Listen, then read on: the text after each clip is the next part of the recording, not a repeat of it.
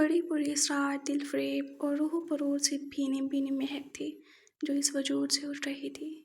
खिज़रान का सर दर्द नाकाबिले बर्दाश्त होने लगा। ज़ब्त हद से जबड़े भींचते उसने पानी की बोतल पर गिरफ्त सख्त तरीन की। मेरे पास फ़ोन नहीं है। जाने कौन से एहसास के तहत खिज़रान ने लब भींचते उस अनजान शख्स से कहा था, क्योंकि सर में उठती दर्द की टीसें अब नाकाबिले बर्दाश्त हो चुकी थी। बादल सुल्तान उसकी बात पर चौंका। शायद मोबाइल टेबल पर भूल आई मोहतरमा। बाजिल ने उसकी पुश्त पर 3 कदम का फासला रखते अपने मोबाइल का टार्च जलाया तो एक मरतबा फिर दम बखुद सा सांस थामे सामने का नाजुक सा मंजर बड़ी गहरी निगाहों से देखा। लंबे बालों का ये शहद की तरह चमकता शेर उसने आज दूसरी मरतबा देखा था। लड़की की पुश्त से नीचे तक लटकती घनी चोटी में मोतियों के फूलों की माला लिपटी हुई थी। बाजिल ने सर झटका और झुक कर ज़मीन पर पड़ी दवा उठाकर लंबा हाथ करके उसके सामने की। मदद के लिए शुक्रिया, खिज़रान ने आहिस्तगी से कहा और ज़रा की ज़रा पीछे पलट कर देखा। सिर्फ एक लम्हे का खेल था जब बाजिल के टार्च की रोशनी में लड़की की एक आंख पर पड़ी और वो सामने एक जाने पहचाने से शहद की नदी देख अपनी जगह पर ठहरा हुआ था। खिज़रान ने भी उस शख्स की हल्की सी झलक देखी थी, लेकिन मुड़कर जल्दी से दवा हलक में फेंक कर पानी से निकल ली। बाजिल सुल्तान को हैरत का झटका सा लगा। क्या ये लड़की उसे पहचानती नहीं थी? कोई एक्साइटमेंट, कोई गर्मजोशी, कोई अदा क्यों नहीं थी? लड़कियां तो उसकी आवाज़ से उसे पहचान लेती थी और वो उसे देखकर भी इग्नोर कर रही थी। शुक्रिया, एक्सक्यूज़ मी, 2 लफ्ज़ आहिस्तगी से एक साथ अदा करके वो यूं ही खुशबू का झोंका बनी ग्रीन हाउस से बाहर निकल गई। जबकि बाजिल सुल्तान का तो काटो तो बदन में लहू नहीं वाला हिसाब था। ये लड़की सिर्फ और सिर्फ यही लड़की, बस यही लड़की दुनिया की भीड़ में एक लड़की पर नजर ठहर चुकी थी। उसकी एक शहरंग की आंख पूरे के पूरे बाजिल सुल्तान को नजर लगा चुकी थी। कहाँ गई है? वो बेकरार सा हुआ बाहर की जानिब लपका। लेकिन ये क्या, वहाँ सैकड़ों लोगों का मजमा था। लोग उसे देखते ही उसकी जानिब बढ़े। ये शोहरत भी एक तरह का अज़ाब जाँ है। वो पूरी तरह झंझलाया था। क्या वो सच में वहाँ थी जिसने अपनी एक आधी झलक दिखाकर मेरे दिल पर मंजमद एक बर्फ की तह में दरार डाल दी? या मुझे ही कोई वहम हुआ था? या तो ग्रीन हाउस में मौजूद पपीते के पेड़ की हवाई मखलूक थी जो मुझे एक मनपसंद झलक दिखाकर किसी छलावे की तरह गायब हो गई थी। वो अब सैकड़ों की भीड़ में उसकी तलाश में निगाहें इधर उधर दौड़ा रहा था। वो हैरत से आंखें फाड़े यहाँ का माहौल, फिजाओं में बिखरी बेबाकी और बेपर्दगी के खुले धुले मुजाहरे देखकर खामखा खुद से शर्मिंदा हो रही थी। जुनैद भाई की खास हिदायत के मुताबिक लॉन के एक हिस्से में बिल्कुल लाइट्स डिम थी। जुनैद ने हया के घर वालों को साफ साफ अल्फाज में कहा था कि उसके घर की खवातीन पर्दा करती हैं और उनकी एक भी तस्वीर या एक भी हल्की सी झलक किसी मीडिया की ज़ीनत नहीं बननी चाहिए। इसलिए उनकी तरफ किसी फोटोग्राफर, मूवी मेकर या ड्रोन कैमरे ने रुख करने की हिमाकत नहीं की थी। सो वो खुद बड़ी इजी और रिलैक्स अंदाज में वहाँ बैठी थी। बड़ी आपी, वो लड़की को देखा है, उसे शायद लकवा मार रहा है। अनमा शगुफ़ी ने एक तरफ इशारा करके हूट मचा दिया। शट अप अनु, वो कोई फिल्टर यूज़ करके वीडियो बना रही है, बेवकूफ़, चुप करके बैठो। ईशो ने उसे अच्छा खासा झाड़ा था। बड़ी जो कि आज मल्टी कलर लहंगे में थी उसने पहलू बदला। क्या वो बड़ी, कोई प्रॉब्लम है क्या? सनम ने उससे पूछा तो उसने इशारे से उसे अपना मसला बता दिया। सनम परी को लिए घर के एक तरफ बने वाशरूम लाए। परी को इधर आते वक्त ऐसा महसूस हुआ जैसे किसी ने उनका ताक़ुब किया हो। फिर भी वो सर झटक कर अंदर गई और फ्रेश होकर बाहर आई। शाहज़ल खुद को चिपकने को तैयार लड़कियों की भीड़ भाड़ से पूरी तरह उकताए अपनी जान छुड़ाकर घर के अंदर गया और वहाँ से घर की बैक साइड से निकलते दाएं तरफ से कतरे हैरान अंधेरे में डूबे पुरस्कून लॉन की तरफ निकल आया। लेकिन फिर चौंका। एक हंसी की जादुई सी खनक पर उसके कदम अपनी जगह पर ठिठक कर रुके। वो दरख्त की ओट में था। वहाँ से कुछ फासले पर तो लड़कियाँ अंदर से बाहर आई थी। उसने यहाँ जितनी भी लड़कियाँ देखी थी वो इंतहाई बोल्ड और तकरीबन सभी वेस्टर्न लुक में नज़र आ रही थी। लेकिन अब सामने का नज़ारा बेहद मुख्तलिफ और अनोखा था कि वो लड़की मल्टी कलर लहंगे में पूरी तरह खुद को ढांपे हुए मेहंदी के रिवायती लिबास में किसी बात पर हंसती हुई आगे बढ़ रही थी। शाहज़ल को उसकी बाएं साइड नजर आई, फिर वो अचानक रुकी थी। परी और सनम अंदर से निकल कर आगे बढ़ी। जब एक जगह ठटक कर रुक जाना पड़ा, सामने खुशशक्ल नौजवान लोफराना से हुलिये में आंखों में शौक का जहानाबाद किए दिलचस्पी से उनके रास्ते में तन कर खड़ा था। What's wrong with you mister? रास्ते में क्यों खड़े हैं? परे हटे। सनम ने शोले उगलते लहजे में कहा था, मगर वो पूरी तरह बेईमान सरगम आलमगीर की जारी मुतवज्जह था। मुझसे दोस्ती करेंगी? आपका फ़ोन नंबर मिल सकता है? इंतहाई दीदा दिलेरी और ढिठाई से बाँछें खोले वो परी से मुखातिब हुआ। परी ने उसे सरता पैर देखा। ऊल जुलूल सहूलिया, मुर्गे की कलगी जैसा हेयर स्टाइल और सूखी टांगों पर चिपकी हुई जीन्स, उसे बेतहाशा हंसी आई। इधर शाहसल जो ये मंजर देख और सुन रहा था, यूं लगा वो लड़कियां इसलिए फंगी कि उन्हें हरास करने पर खौफजदा हो जाएंगी, इसलिए आगे बढ़ने लगा। लेकिन शक्ल देखिए अपनी, हमारे गांव में उड़ने वाला पगला तुमसे ज़्यादा अच्छा दिखता है। अब चलते फिरते नजर आओ, नहीं तो। बड़ी कलेजा ऐसा था इस पर सनम को तो बड़ी हंसी आई, जबकि शाहसल निचला लब डाउन किए गहरा मुस्कुरा दिया। नहीं तो क्या, थप्पड़ मारेंगी? मार लें, इसी बहाने कम अज़ कम छुएंगी तो सही। वो दो कदम आगे बढ़ा, किसी थर्ड क्लास फिल्म का घटिया डायलॉग झाड़े और गले में पहनी सोने की मोटी चेन और हाथ में पकड़ा आईफोन उनकी निगाहों के सामने लहराता अपने दांस में उन्हें उसे अपनी दौलत से मरोब करना चाहता था। बड़ी मुस्कुरा दी। वेरी इम्प्रेसिव, आपकी मुस्तकिल मिजाजी ने मुझे बहुत इम्प्रेस किया है, इसलिए आप मुझे अपना नंबर दें। रुकिए, वो बेंच है, उस पर मेरा बैग पड़ा है, मैं अपना मोबाइल लाती हूँ, उसमें नंबर सेव करूँगी। परी ने खनकदार लहजे में कहा तो बगले की बाछें मजीद खुल गईं। सनम ने हैरान होकर परी को देखा। इधर शाजल को झटका सा लगा। सिर्फ आईफोन और सोने की चेन देकर मर गई? किस कदर घटिया लड़की है। वो जी जान से जल गया। आखिर कभी कोई ढंग की लड़की भी देखने को मिलेगी जिसे दौलत तो हमारा का लालच ना हो। पैमान उन सब के मुखालिफ सिम लाउन में रखे बेंच तक गई और जल्द वापस आ गई। नंबर लिखाने के लिए करीब आइए ना, परी ने लहरा कर शर्माते हुए कहा। वो कलगी लहराता सरशार सा परी के रूबरू आया। परी ने अपने पुष्प पर बांधा हाथ आगे किया और अगले ही लम्हे एक लंबा चौड़ा मेंढक बगले के चेहरे पर चिपका दिया। परी के अलावा वो सब भौंचका से इस मेंढक को देख रहे थे, जो बगले से निगाहें तो चार करने को पूरी तरह तैयार था। और फिर अगले ही लम्हे वो लड़का अपनी लंबी लंबी सूखी टांगों से चीखता चिल्लाता लॉन में गोल गोल कलांचे भरने लगा। दोनों के खनकते कह के फिजा में मंदिर सी घंटियां बजाने लगे। वो पेट पकड़ पकड़ कर हंस रही थी। वो वहां से भाग खड़ा हुआ था। इधर शाहसल अपनी सोच पर अफसोस करता काफ़ी अरसे बाद इतना खुलकर हंसा था।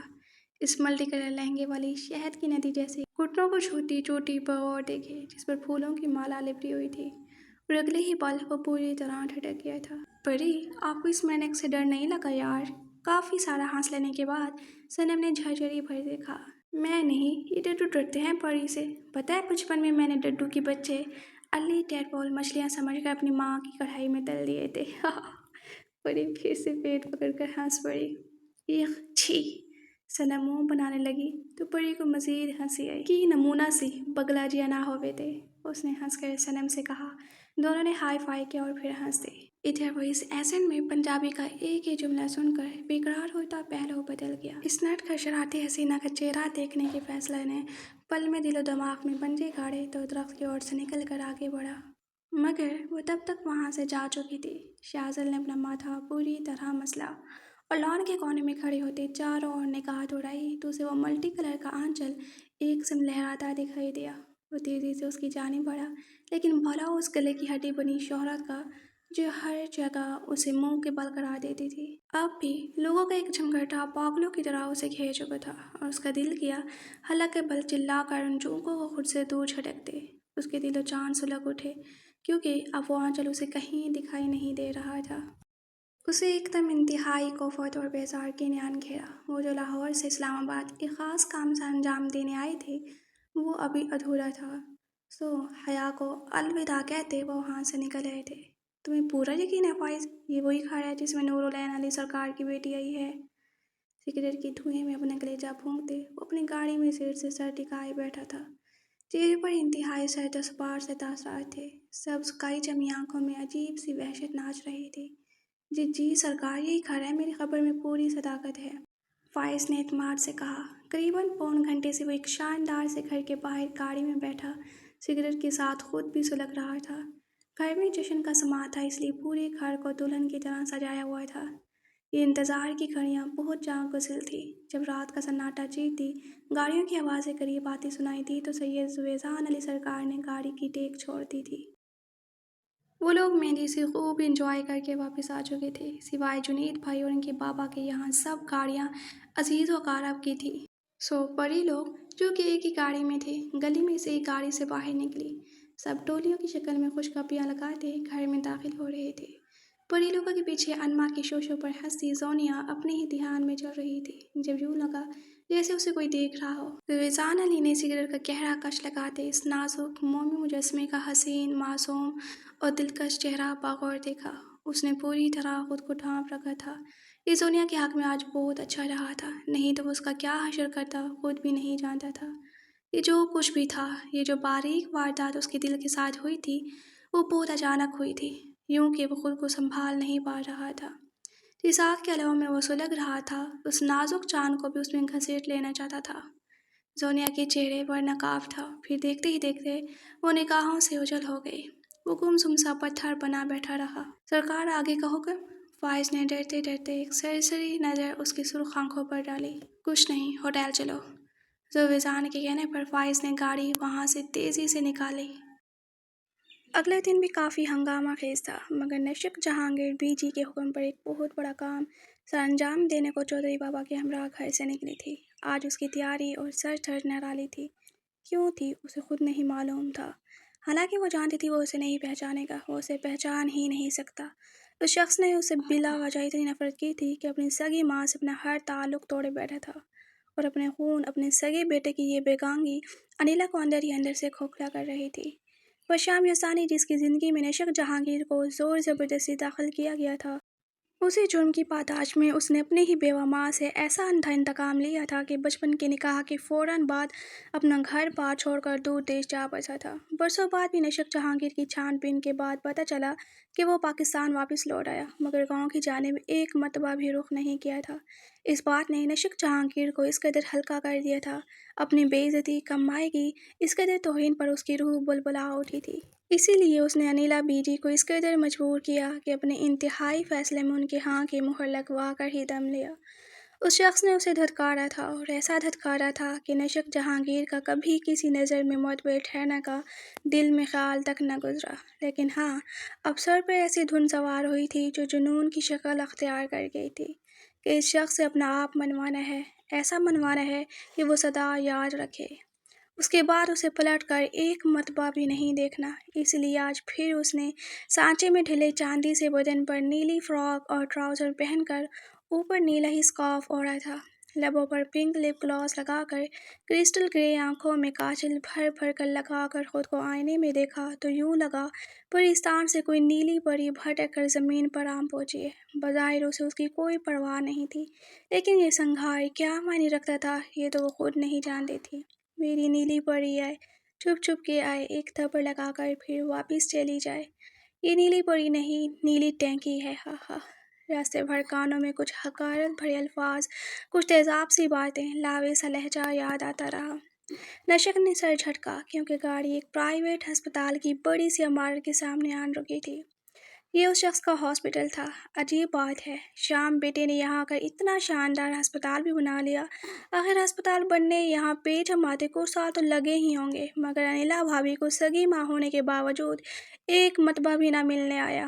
عجیب بات ہے، مطلب ایسی بھی کیا ناراضگی؟ سرخام عالمگیر کو ہسپتال دیکھ سچ مچ بے حد دکھ ہوا تھا۔ وہ کیا تبصرہ کرتی، بالکل خاموش رہی۔ وہ لوگ اندر آئے اور اب سی ای او، ماہر کارڈیالوجسٹ ڈاکٹر برشام یزدانی کے شاندار آفس کے سامنے کھڑے تھے۔ جناب، کس سے ملنا ہے آپ کو؟ کوئی اپائنٹمنٹ ہے آپ کی؟ پیون نے ذرا سخت لہجے میں استفسار کیا۔ اندر برشام یزدانی سے کہو تو میں گاؤں سے سرخام عالمگیر ملنے آیا ہے، اگر اس نے ملنے سے انکار کر دیا تو میں یہیں سے واپس لوٹ جاؤں گا۔ سرخام عالمگیر نے دو ٹوک لہجے میں ایسی پراوڈر سے کہا کہ پیون سر ہلاتا جلدی سے برشام کے آفس میں گھس گیا۔ اس کے بعد چند لمحے ہی لگے جب پہلے پیون آفس سے باہر نکلا، اس کے ساتھ وہ مغرور، گھمنڈی، بے مروت، بد لحاظ شخص جانے کون سی مروت نبھانے کو خود آفس سے باہر نکلا اور سرخام عالمگیر سے قدرے کرم جوشی سے معانقہ کیا۔ شاید سامنے کھڑا شخص وہ آدمی تھا جس کی عدم میں خاطر خواہ کمی وہ لا ہی نہیں سکتا تھا، کبھی نہیں۔ کیسے ہیں آپ چودھری بابا؟ بیجی تو ٹھیک ہے نا؟ امید بالکل نہیں تھی، مگر سیاہ ڈنر سوٹ میں ملبوس اور دراز کا سرخ و سفید رنگت کا حامل وجاہت کا مرکہ شخص بے قراری سے اپنی ماں کے بارے میں پوچھ رہا تھا۔ پھر دفعتاً اس کی نگاہ اس کی جانب اٹھی اور پھر ٹھٹک کر رک گئی۔ اللہ جانے اس کی نگاہ تھم گئی تھی، یہ اس قدر نخیز اور بے ساختہ حسن دیکھ کر دل رک گیا تھا۔ اسے سمجھ نہ آئی، اسی لیے فوراً نگاہ پھیر لی۔ تمہاری بیٹی بالکل ٹھیک ہے۔ سرغام کے سنجیدگی سے دیے گئے جواب سے اس کے تنے اعصاب ڈھیلے پڑ گئے۔ اندر آئیے، اس نے دھیمے سے کہا۔ بابا آپ لوگ بات کریں، میں ادھر باہر بیٹھی ہوں، نشک جہانگیر نے سرغام عالمگیر کو مخاطب کرتے ہوئے کہا۔ تو سرغام تو خاموش رہا، مگر وہ بول اٹھا، یہ مناسب نہیں لگتا، آپ چودھری بابا کی بیٹی ہیں تو خاص مہمان ہیں، پلیز اندر آئیں۔ برشام یزدانی نے اب کی بار سنجیدگی سے کہا تو سرغام عالمگیر کے ہمراہ اندر داخل ہو گئی۔ برشام یزدانی کی کھوجتی سی نگاہیں اس کے اسپیچ چہرے پر جم سی گئی۔ نشو دہل اٹھی۔ انسان کو اوور کانفیڈنس بھی لے ڈوبتا ہے، کہیں یہ زہر شخص مجھے پہچان تو نہیں کیا؟ نشو جہانگیر نے آفس کے دیوار سے لگے صوفے پر بیٹھے پہلو بدلا تھا۔